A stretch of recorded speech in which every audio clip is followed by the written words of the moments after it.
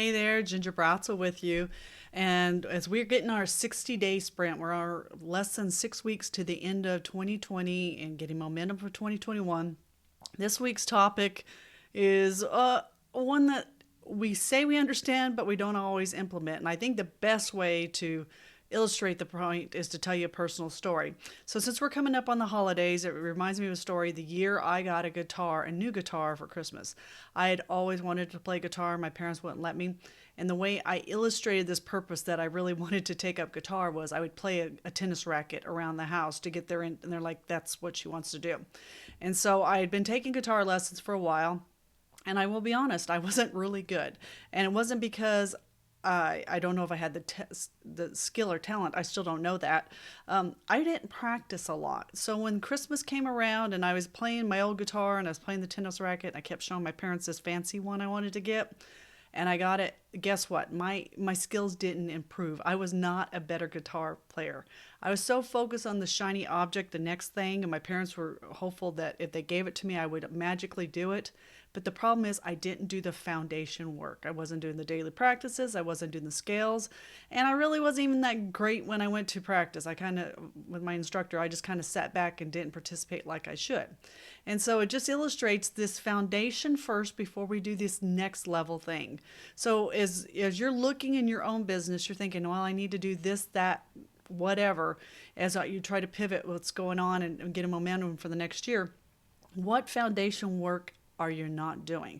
So I will have people want to spend a lot of money on external marketing. So it might be pay-per-click. PPC is what that stands for, or search engine optimization, very expensive things, or external advertising, all very expensive.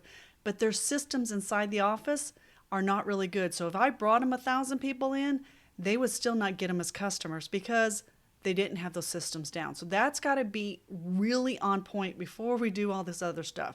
Had a conversation, another example with a new client, and wanted to do these big fancy graphics and for a new report. So this report would be if somebody was interested in their services.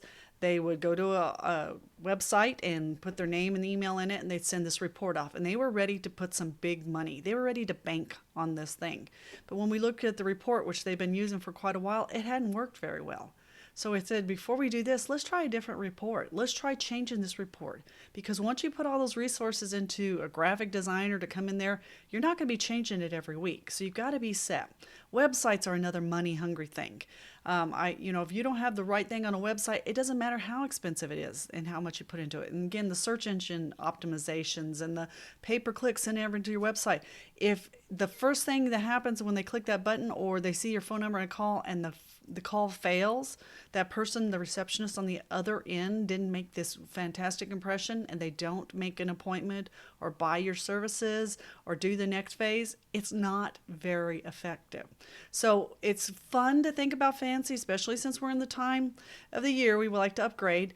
A lot of equipment suppliers and things like that say, hey, let's get your tax deduction right now. You need some new equipment that's going to bring a bunch of people in. If you don't have your conversations down with your customers, your clients, your patients, whatever is appropriate for your business, and you're not getting a high conversion, if people aren't saying yes, if people are not coming in for appointments or buying on the first thing, we've got lots of things we can improve on first, and actually with the good news, at a lower ticket price. So when you have those down and you add the fancy stuff later, you will get a bigger effect. So always strip it down. You want to be a great chef, but you want to have key ingredients that make it happen, and we want it repeatable. We don't want it just for a little bit. This is something I don't like. I always say I don't like a fad diet. I don't want it to work once in a while or work only for one person if they are doing it, one employee, one staff member in the office.